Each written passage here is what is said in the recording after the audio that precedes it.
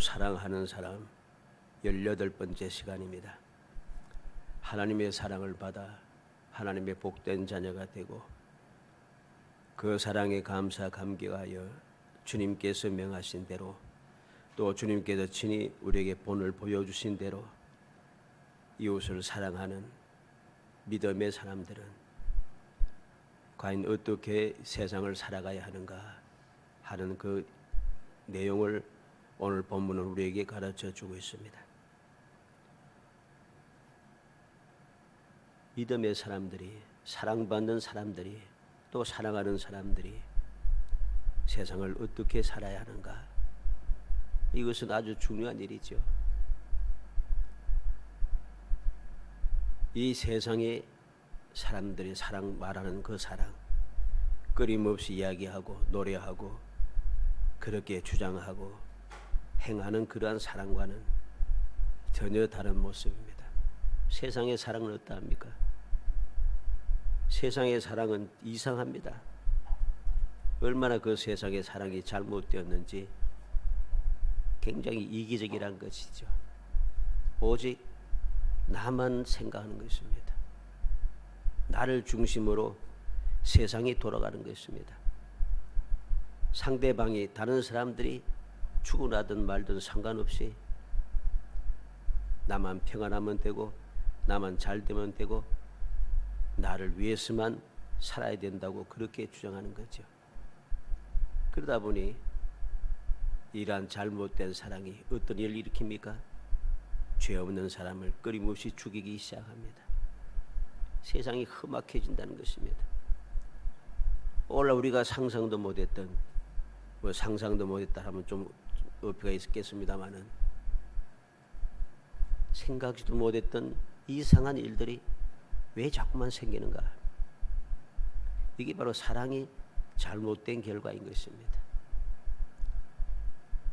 오늘 본문 말씀은 진정으로 사랑받는 사람, 진정으로 사랑하는 사람은 어떠한 모습으로 살아야 하는지 오늘 말씀을 통해서 우리가 올바르게 교훈을 받아서 말로만 예수 믿는 사람이 아니고 말로만 주님을 사랑하고 또 이웃을 사랑한다고 하는 것이 아니라 진정한 마음으로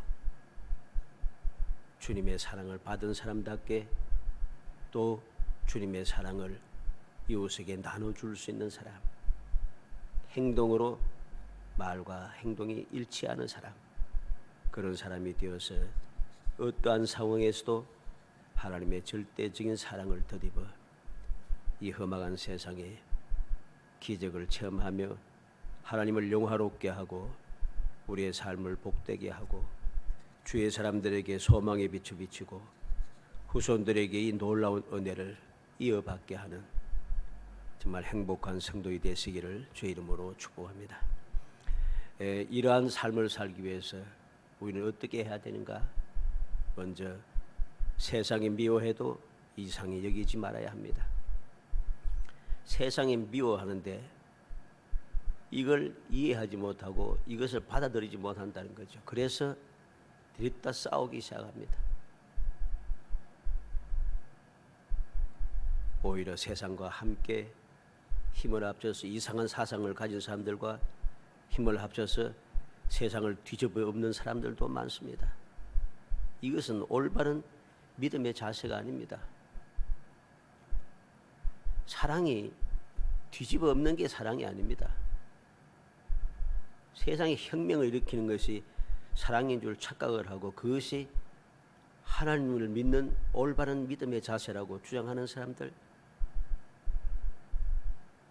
그러한 사람들은 마귀의 앞잡이들에 지나지 않습니다. 말을 들으면 그럴듯해요. 예수님께서, 하나님께서 힘들고 어려운 사람을 위해서, 가난한 사람을 위해서 사람을 믿고 옷을 입고 이 땅에 오셔서 그들 위해서 혁명가의 삶을 살았다. 이런 거짓말이 어디 있겠습니까? 우리는 그러한 거짓된 말, 마귀의 앞잡이들의 말에 속아 넘어가서는 안 됩니다. 그래서 그들과 같은 마음 가지고 세상을 뒤엎기 위하여 폭력을 행사하는 것은 결코 믿음의 자세가 아닌 것이죠. 그러한 마음의 자세를 갖추기 위해서 무엇이 필요합니까? 세상이 나를 미워한다. 내가 올바른 믿음을 가지고 살아갈 때 저 말씀대로 내가 신앙생활을 하면은 미워합니다. 예수님께서 그렇게 가난한 자를 위해서 이 땅에 오셔서 그렇게 십자가에 달려 돌아가십니까지 한다는데, 가난한 사람들 거기 위해서 혁명을 일으키게 하는데 함께 하지 아니하고 이상한 소리를 합니다. 또 다른 방면에 있는 극단주의자들은 뭐합니까? 그러한 악한 자들과 목숨 걸고 싸워야 된다고 또 이야기합니다. 이 모든 것들이 다 하나님의 뜻을 거역하는, 하나님을 대적하는 자들이죠. 바로 마귀의 앞잡이들이라고 말할 수가 있습니다. 두말할 필요가 없습니다. 왜? 예수님께서 이 세상에 오셔서 그렇게 행하지 않으셨다는 겁니다. 심지어는 베드로가 칼을 가지고 예수님을 잡으러 왔던 대제사장의 종 말고의 귀를 쳐서 떨어뜨렸을 때도 그렇게 하지 말라고 하십니다. 지금 내가 지금이라도 12군단 더 되는 군사를 천군을 부를 수 없는 줄 아느냐? 그렇게 하면은 하나님의 말씀이 어떻게 이루어지겠느냐? 하나님의 뜻을 이루기 위해서 이 세상 하나님을 거역하고 하나님을 모르는, 이 사랑을 모르는 이 세상 사람들을 구원하기 위해서 하나님께서 이 땅에 오셨는데, 그 뜻을 망각하고 그 뜻을 잘못된 것으로 왜곡시켜 이끌어가기 시작하면 이것은 마귀들이 하는 짓이죠. 마귀가 좋아하는 일입니다. 오늘 13절 말씀에 형제들아 세상이 너희를 미워하여도 이상히 여기지 말라 합니다. 세상이 미워하는 것을 이상히 여기지 말라는 것은 성도가 세상의 미움을 받는 것이 마땅하다는 겁니다. 그래서 이것을 불합리하게 생각하여서 시험에 들지 말고 또 그들과 대적하여서 무엇인가 이루겠다고 하려고 하지 말라는 것입니다. 예수를 믿으면 믿을수록 세상으로부터 미움을 받고 친구들로부터 점점 멀어져 가고 친척들로부터 멀어져 가고 세상으로부터 고립되고 외로워지는 것 때문에 많은 사람들이 시험에 듭니다. 이것은 조금도 이상한 것이 아니고 정상적인 것을 알아야 됩니다. 왜?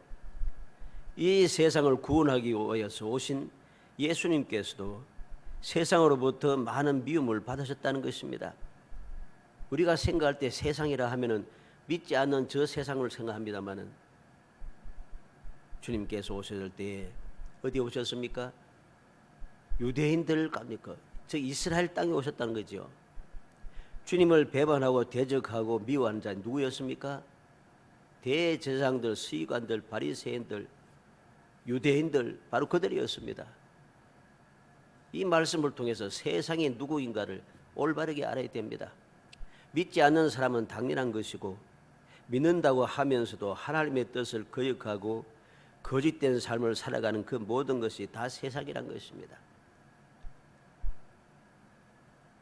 이름만 교회에 적을 올려놨다고 다 믿는 사람이 아니라는 말과 같은 것입니다.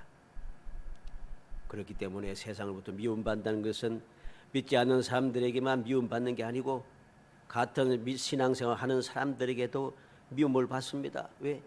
주님의 말씀대로 살아가려 하니까 니만 예수 믿나? 니만 성경 아나? 뭐 그런 식으로 따지고 시작하면서 패싸움을 시작하는 것입니다. 말씀대로 살려고 애쓰는데 그런 이야기를 들으면은 같은 신앙생활 하는데 이해가 안 되는 거예요. 낙심이 되는 거죠. 시험에 들게 시작합니다. 연약한 자들은 그것을 견디지 못해서 믿음에서 떠나가게 됩니다. 주님께서 귀하게 여기시고 구원하시기 위해서 온 주님 말씀대로 천하보다 귀한 한 영혼을 구원하기는커녕 구원받아 들어온 자들 구원받지 못하게 지옥 구렁텅이로 떨어뜨리는 그 사람들이 구원을 받을 수 있겠습니까? 구원받을 수 없습니다. 절대로. 우리는 정신을 차려야 됩니다. 우리는 신앙생활할 때 내가 말씀대로 신앙생활하는 것이 힘들다고 많은 사람들이 나보다 먼저 신앙생활하고 열심히 신앙생활하고 믿음 좋은 사람, 기도 많이 하는 사람, 주의 일 많이 하는 사람들이 그게 아니라고 이야기하더라. 그러면서 그들의 말에 주눅이 들거나 내가 신앙생활 말씀대로 살아가는 신앙생활을 버려서는 안 되는 것입니다. 왜? 그것이 마귀가 좋아하는 일이기 때문입니다. 그 거짓된 자들은 왜 우리가 말씀대로 신앙생활하는 것을 싫어합니까? 내가 말씀대로 신앙생활하면 할수록, 내가 거룩하면 거룩할수록 그 거짓된 자들이 거짓이 드러난다는 것입니다. 그래서 미워하는 거예요. 오늘날 얼마나 많은 사람들이 그러한 일을 교회에서 행하고 있는지, 교계에서 그러한 일들이 얼마나 허다하게 일어나고 있는지 우리는 정신을 차려서 살펴야 됩니다. 유명한 사람이라고, 뛰어난 사람이라고 많은 사람들이 한다고 진리는 아닌 것을 명심해야 되는 것이죠. 예수님께서 왜 유대인들로 하여금 또 바리새인과 대제사장들에게까지 미움을 받기 시작했습니까? 예수님께서 독생자 저 메시아라고 선포하시기 때문에, 하나님의 사랑, 하나님의 율법의 올바름을 증거하시기 때문에, 그들이 사람의 장로의 유전을 따라서 주장하는 그 율법이 잘못된 것임을 지적했기 때문에, 그래서 대제사장 비롯한 모든 유대인들이 예수님을 핍박하기 시작했습니다. 우리가 이 사복음을 자세히 읽어보면 주님께서 언제부터 핍박을 당하기 시작했는가 하는 것을 보면 알 수 있어요. 하나님의 뜻을 이루기 위해서 공생애를 시작하시면서부터 이 핍박은 시작되었다는 것입니다. 하나님의 사랑을 몸으로 실천하셨기 때문에 그들은 그것이 미워서 견딜 수가 없었습니다. 사도들도 하나같이 세상으로부터 미움을 받았습니다. 사도들이 세상에 대하여 무슨 잘못이 있었습니까? 초대교회를 한번 보세요. 그들이 죄를 지은 것이 아무것도 없어요. 세상에 해를 끼친 것이 없고 오히려 세상에 유익을 주는 사람이었습니다. 그래서 초대교회 성도들과 함께하지 않아도 그들을 칭찬했다고 합니다. 왜? 잘못된 게 없기 때문에. 다니엘을 죽이려고 했던 사람, 그 사람들이 다니엘에 대해서 무엇을 인정했습니까? 다니엘은 흠과 티가 없다. 다니엘은 잘못된 것이 없다는 것입니다.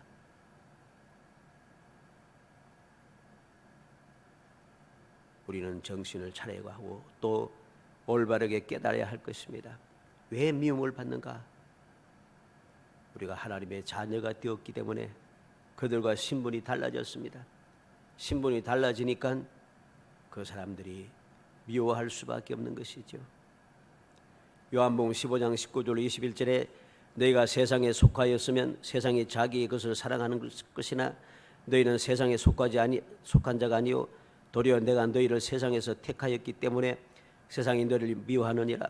내가 너희에게 종이 주인보다 더 크지 못하다 한 말을 기억하라. 사람들이 나를 박해하였은즉 너희도 박해할 것이요 내 말을 지켰은즉 너희 말도 지킬 것이라. 그러나 사람들이 내 이름으로 말미암아 이 모든 일을 너희에게 하리니 이는 나를 보내신 이를 알지 못함이라. 왜 핍박하는가? 자기들이 못하는 것을 하기 때문에. 하나님의 뜻을 행하기 때문이라 그렇게 말씀하고 있습니다. 그러면 우리는 세상에 미움을 당한다고 두려워할 거 없습니다. 그것 때문에 시험 들 일 하나도 없습니다. 다시 한번 말씀드리지만 세상이라고 하는 것은, 나를 미워하는 세상이라는 것은 이방 사람들만 말한 게 아니고 같은 구성원 쪽에 있는 거짓된 믿음의 사람들을 말하는 것이죠. 우리 이 사실을 명심하고 신앙생활을 올바르게 하기 위해서 더욱 힘쓰고 있어야 됩니다. 사도행전 5장 41절에 사도들은 그 이름을 위하여 능력받는 일에 합당한 자로 여기심을 기뻐하면서 공회를 떠나니라.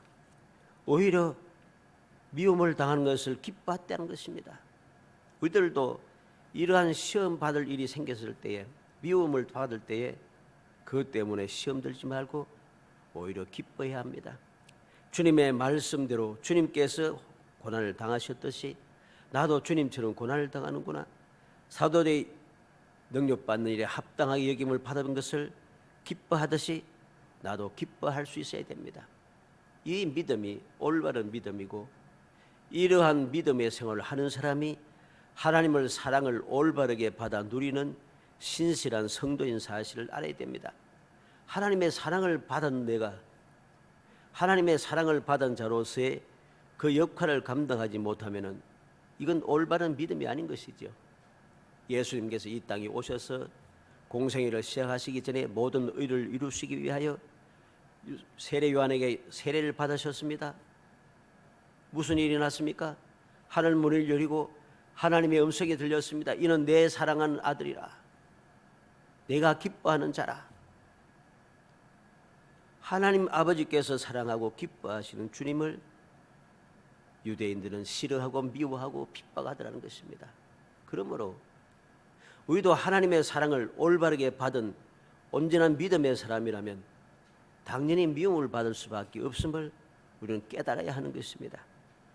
하나님의 사랑을 받았다 하면서도, 구원을 받았다고 하면서도, 예수님을 사랑한다고 하면서도 이러한 시험을 이겨내지 못하는 것은 우리의 믿음에 문제가 있는 것임을 다시 한번 명심해야겠습니다. 두 번째로, 예수님처럼 형제를 위해 목숨을 버리는 것이 마땅한 것을 알아야 됩니다. 16절에 그가 우리를 위하여 목숨을 버리셨으니 우리가 이로써 사랑을 알고 우리도 형제들을 위하여 목숨을 버리는 것이 마땅하니라. 예수님께서 택한 백성을 위하여 생명을 버리셨습니다. 그러므로 예수 믿는 성도들도 그러한 사랑을 베풀어야 한다는 것입니다. 그러니까 사람들이 큰일 났습니다. 그럼 나도 예수님처럼 십자가에 달려 돌아가야 되는가?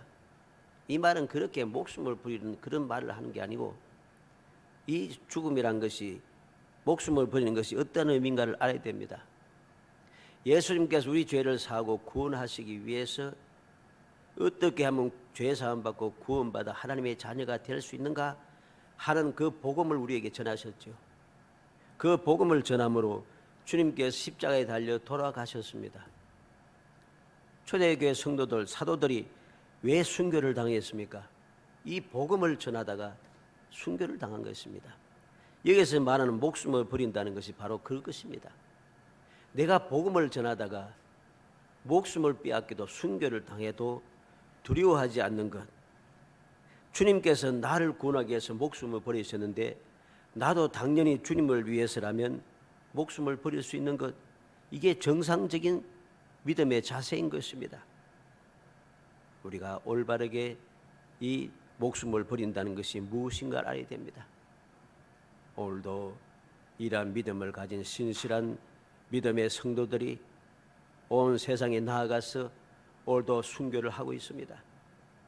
오늘날 이 세상은 순교가 없는 것 같지만은 예수 믿는다고 하는 한 가지 사실 때문에 오늘도 미움을 당하면서 죽임을 당하는 일들이 이 지구상에는 끊임없이 일어나고 있습니다. 우리가 그 사실을 다 알지 못해서 그렇지 순교당하는 사람이 얼마나 많은지 모릅니다. 그들이 바로 예수님처럼 형제를 위해서 목숨을 버리는 사랑을 하는 사람입니다. 사랑하는 자의 올바른 모습을 우리에게 보이면서 주님을 닮아가는 삶을 살고 있는 것이죠. 이게 바로 믿음의 사람이 당연히 가져야 될 올바른 믿음의 자세인 것입니다. 이와는 조금 달라 보이지만은 마태복음 18장 23절로 35절에 예수님께서 한 비유를 들어주었습니다. 종들을 결산하는 주인 임금과 같다고 했습니다. 임금이 결산을 할 때 10,000달란트 빚진 자 하나를 데려왔는데 갚을 것이 없습니다. 갚을 능력이 없습니다. 그래서 몸과 아내와 자식들 모든 소유를 다 팔아 갚게 하라 하였더니 그 종이 엎드려서 내가 참으소서 내가 갚겠습니다 하는 소리를 듣고 불쌍히 여겨서 놓아 보냈다고 했습니다. 그런데 이 빚진 사람이 용서받았던 이 기회를 얻은 이 종은 나가서 자기에게 100대 내려온 빚진 동료를 잡아서는 그냥 감옥에 가두어 버렸습니다. 그 큰 사랑을 받고도 그 사랑을 실천하지 않는다는 것입니다. 이것은 사랑을 받은 사람의 자격이 없는 것입니다. 그래서 그 소식을 들은 임금이 그를 잡아들여서 감옥에 가두어 버립니다. 감옥에 가두어 버립니다. 다 갚도록 옥조들에게 넘기니라 그랬습니다. 감옥에 갇혔으니 영원히 갚을 길이 없습니다.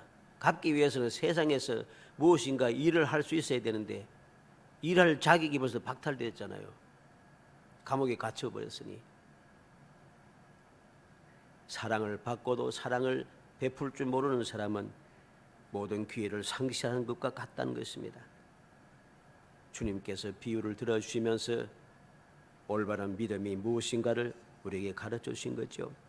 그래서 로마서 1장 14절로 15절에 보면 헬라인이나 야만이나 지혜 있는 자나 어리석은 자에게 다 내가 빚진 자라. 그러므로 나는 할 수 있는 대로 로마에 있는 너희에게도 복음을 전하기를 원하노라. 바울 사도는 자기 자신의 빚진 자라고 했습니다. 이 바울 사도는 자기 자신이 누구라고 합니까? 그는 단순하게 빚진 자가 아니었습니다. 복음을 전하는 자들 핍박하고 예수님을 핍박하던 나를 주님께서 찾아오셔서 이 복음 전하는 자로 삼아주셨다는 것이죠. 이 놀라운 은혜와 사랑을 그는 견딜 수가 없습니다. 그냥 후투루 감사합니다 하고 끝날 수가 없습니다. 그래서 그는 목숨 걸고 복음을 전하기 시작하는 거죠. 주님을 만나고부터 그는 끊임없는 고통이 시작이었습니다. 박해가 시작되었습니다. 끊임없는 어려움을 겪기 시작했습니다. 목숨의 위태함이 끊임없이 그를 따라다녔습니다. 심지어는 마지막에는 순교까지 하였습니다. 그럼에도 불구하고 그는 복음이 두렵지 않고 복음이 전혀 수치스럽지 않고 부끄럽지 않다고 그는 자랑스럽게 외쳤습니다. 주님을 위해서라면 내 목숨을 조금도 귀한 것을 여기지 않는다고 그는 당당하게 외칠 수 있었습니다. 왜? 내가 사랑에 빚진 자라는 것입니다. 사랑에 빚졌기 때문에 내가 모든 사람들에게 이 복음을 전하기를 원한다는 것입니다. 그래서 심지어 그는 감옥에 갇혀 있으면서도 복음을 전했습니다. 죄수의 몸으로 로마에 끌려가면서도 복음을 전합니다. 로마에 가서도 복음을 전합니다. 그는 죽기까지 복음을 전했습니다. 왜? 주님의 사랑을 받았기 때문에 그 사랑을 내가 갚기 위하여 목숨을 내어놓았다는 것입니다. 오늘도 우리는 바로 이러한 목숨을 버리겠다는 각오를 가지고 우리는 사랑해야 하는 것입니다. 사랑하기 위해서 목숨을 초기같이 버리고 자살하라는 소리가 아닙니다. 그 위험한 곳을 차에 다니면서 위험에 뛰어들라는 소리가 아닙니다. 불쌍한 그들, 알지 못하는 연약한 그들을 위해서 복음을 전하기 위해서 목숨을 걸라는 말씀이죠. 죽도록 충성하라는 말씀이 바로 여기에서 나온 것입니다. 마지막 세 번째로 사랑하는 사람은 어떻게 사랑해야 됩니까? 말과 행동이 일치해야 한다는 것입니다. 말로만 사랑하지 말라고 17절로 18절에 말합니다. 누가 이 세상의 재물을 가지고 형제의 궁핍함을 보고도 도와줄 마음을 닫으면 하나님의 사랑이 어찌 그 속에 거하겠느냐? 자녀들아, 우리가 말과 혀로만 사랑하지 말고 행과 진실함으로 하자. 가지고 있으면서도 여유가 있으면서도 도와줄 마음을 닫고 있는 것은 하나님의 사랑이 그 속에 없다고 분명히 가르쳐주고 있습니다. 말과 혀로만 사랑하지 말고 행과 진실함으로 하자고 합니다. 우리는 명심해야 됩니다. 이 가르침은, 이 교훈은 사도 요한이 자기 마음대로 하는 그런 이야기가 아닙니다. 예수님께서 요한복음 13장 34절로 35절에 새 계명을 너희에게 주노니 서로 사랑하라. 내가 너희를 사랑한 것 같이 너희도 서로 사랑하라. 너희가 서로 사랑하면 이로써 모든 사람이 너희가 내 제자인 줄 알리라. 어떻게 하면 내가 예수의 제자인 것을 알아내고 내가 올바른 성도인 것을 증거할 수 있겠습니까? 주님처럼 사랑하는 것입니다. 내가 어떠한 모습을 보여주고 큰 일을 하고 대단한 일을 보여주면서 유명한 사람이 되었어야 내가 예수 믿는 것을 전하는 것이 아닙니다. 진정한 주님의 제자인 것을 세상에 알게 하는 것은 주님의 사랑을 실천하는 것이죠. 에베소서 4장 15절에 오직 사랑 안에서 참된 것을 하여 범사에 그에까지 자랄지라. 그는 머리니 곧 그리스도라. 우리의 사랑의 실천은 예수 그리스도에까지 자라가야 한다는 것입니다. 우리가 어떻게 하면 그렇게 자라갈 수 있겠습니까? 히브리서 12장 2절 말씀대로 믿음의 주에 온전케 하신 예수를 바라보자 저는 그 앞에 있는 즐거움을 위하여 십자가를 참으사 부끄러움을 게으치 아니하시더니 하나님 보좌 우편에 앉으셨느니라. 부끄러움을 게으치 아니하시고 십자가에 죽으신 주님, 지금 부활하셔서 승천하시고 하나님 보좌 영광의 보좌 우편에 앉으신 주님, 그 주님만 바라보고 살아가는 사람이 올바른 사랑을 실천하는 사람인 것이죠. 그 사람이 진정한 주님을 사랑을 받은 믿음의 사람인 것을 우리는 알아야 됩니다. 우리는 어떻게 세상을 사랑해야 되겠습니까? 하나님처럼 사랑해야 됩니다. 요한복음 3장 16절에 하나님이 세상을 이처럼 사랑하사 독생자를 주셨으니 이는 저를 믿는 자마다 멸망치 않고 영생을 얻게 하려 하심이라. 16, 17절에는 하나님이 그 아들 세상에 보내신 것은 세상을 심판하려 하심이 아니요 저로 말미암아 세상의 구원을 받게 하려 하심이라. 하나님께서 세상을 이처럼 사랑하시듯이 우리도 세상을 이처럼 사랑해야 한다는 것입니다. 이 세상은 어떤 세상입니까? 하나님을 배반한 세상입니다. 하나님을 떠나 죄악이 가득한 세상입니다. 전혀 하나님을 사랑하지 않는 세상입니다. 멸망을 향해 가는 세상입니다. 그러나 하나님께서는 이 멸망에 가정한 이 세상을 이처럼 사랑하셨습니다. 그래서 독생자 예수 그리스도를 이 땅에 보내시고 심판하기 보내신 것이 아니라 구원하기 위해서 보내셨다는 것입니다. 우리는 명심해야 됩니다. 하나님 아버지께서 예수님을 이 땅에 보내신 것은 딱 한 번 보내셨죠. 그것은 구원하기 위해서, 심판이 아니라 구원하기 위해서. 두 번째 주님께서 다시 오실 때는 하나님께서 보내셔서 오시는 것이 아니라 주님께서 오십니다. 왜? 심판하시기 위해서. 달라지는 것입니다. 우리가 세상을 보면서 시험 들고 저주하고 비난하고 망하기를 원하는 세상 사람들 같은 그러한 마음을 가져서는 안 됩니다. 우리가 사는 이 세상 사람들은 어떠합니까? 정오가 가득합니다. 사랑이 사라지고 있습니다. 사랑을 많이 이야기하지만 그 사랑이 변질되고 왜곡되어 있습니다. 그래서 사랑과는 전혀 다른 악한 일을 행하고 있다는 것입니다. 비록 타락한 세상이고 부패한 세상이고 하나님을 조롱하며 대적하는 세상이지만 구원이 필요한 세상인 것이지요. 사랑이 필요한 세상이고 소망이 필요한 세상입니다. 그래서 우리는 이들에게 복음을 전해야 되고 이들에게 사랑을 전해야 되고 이들에게 소망을 전해야 하는 것입니다. 그들 구원하기 위해서 구원의 길을 가르쳐 줘야 하는 것이 사랑을 받은 우리가 마땅히 해야 할 일인 것입니다. 세상은 여러 가지 세상이 대해서 저주하고 비난하고 망하기를 원하지만은 정오가 가득하지만은 그래도 그렇게 그들이 정오하는 한편에는 내가 사랑받기를 원하고 내가 구원받기를 원하고 내가 소망을 가지기를 원하는 간절함이 변하여서 정오가 된 것이지요. 바로 그러한 것이 필요한 사실을 우리는 알아야 됩니다. 그런 세상이기 때문에 하나님의 백성들까지 그렇게 악하여진 세상을 구원하기 위해서 주님께서 이 땅에 오셨다는 사실, 세상을 이처럼 사랑하셨다는 사실을 우리는 명심해야 하는 것입니다. 말로만 사랑은 사랑은 올바른 사랑이 아닌 것입니다. 행하지 않는 믿음은 죽은 것이라 했습니다. 실천하지 않는 사랑은 거짓인 것입니다. 거창한 것만이 믿음이고 사랑한 것이 아닙니다. 올바른 믿음, 올바른 사랑은 작은 것에서부터 출발하는 것입니다. 예수님께서 이 땅에 계실 때 우리에게 가르쳐주고 말씀해 주었지 않습니까? 이 작은 소자에게 한 것이 내게 한 것이니라. 냉수 한 그릇을 이 작은 소자 하나에게 냉수 한 그릇 대접한 것이 하늘에 반드시 상급이 있다. 이것이 나를 대접한 것이라고 주님께서 말씀하셨습니다. 가난한 과부가 2렙돈 바친 것이 가장 많이 헌금하신 것이라고 주님께서 칭찬하셨습니다. 우리는 바로 이 작은 것을 기억해야 됩니다. 이 작은 것을 실천하지 않으면서 내가 큰 것을 하겠다고 생각하고 큰 것을 준비하고 있다고 생각하는 것은 다 거짓말인 것입니다. 그렇게 주장하는 사람은 치고 하는 사람이 없습니다. 실천하지 않는다는 소리죠. 평생을 가도 실천하지 않는다는 것이죠.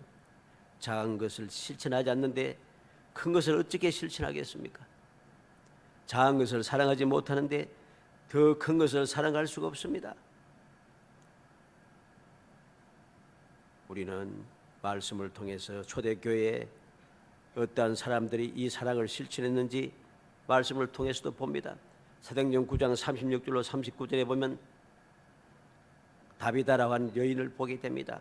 이 다비다라고 하는 여인은, 즉 도로가라고 불리는 이 여인은 선행과 구자가 구제하는 일에 전념하였습니다. 연약한 여인의 몸임에서도 불구하고 그렇게 연약한 자들 위해서 열심을 내었다는 것입니다. 그러다가 그는 죽게 되었습니다.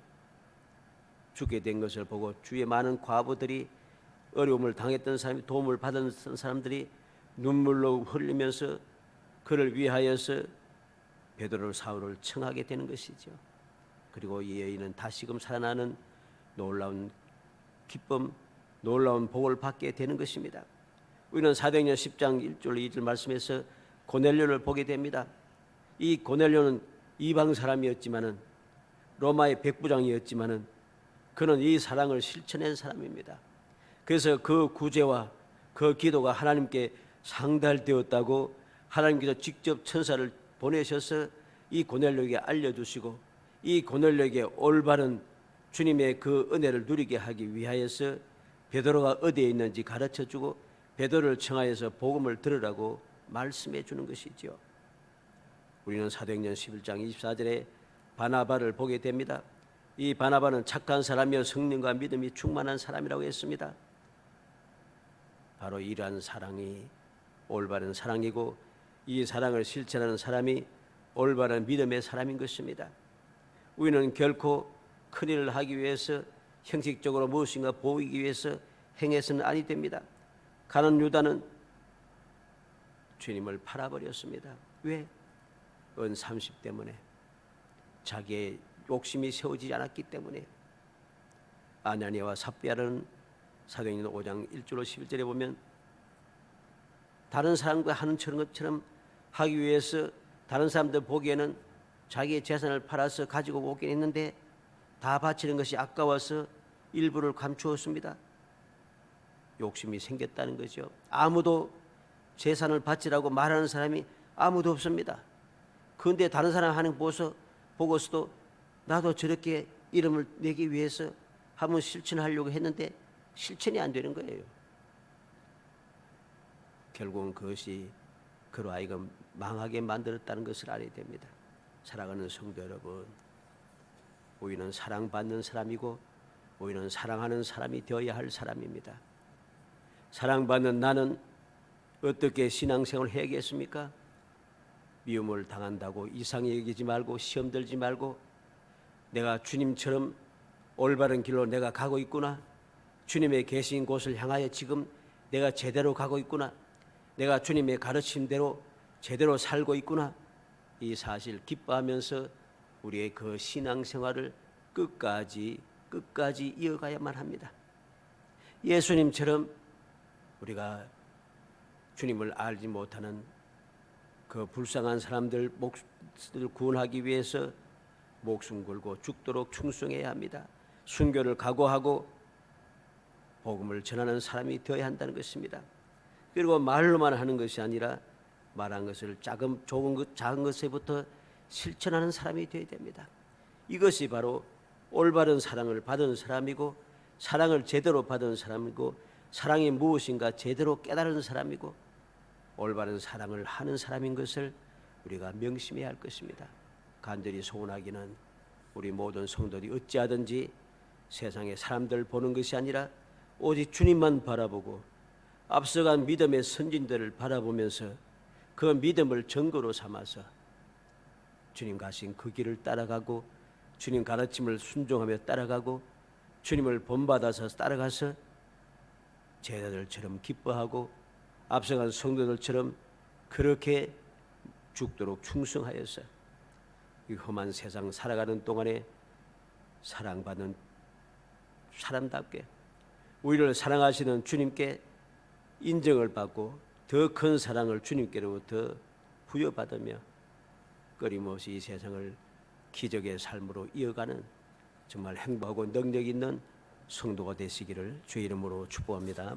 은혜 감사합니다. 사랑하여 주셔서 택하여 주시고 택한 저희들 하여금 주님의 은혜와 사랑을 마음에 새기게 하시고 받은 사랑을 감사 감격하여 또 주님께서 우리에게 보여주시고 또 전하신 대로 명령하신 대로 행하게 하여 주심을 감사합니다. 믿음으로 행하게 하여 주옵소서.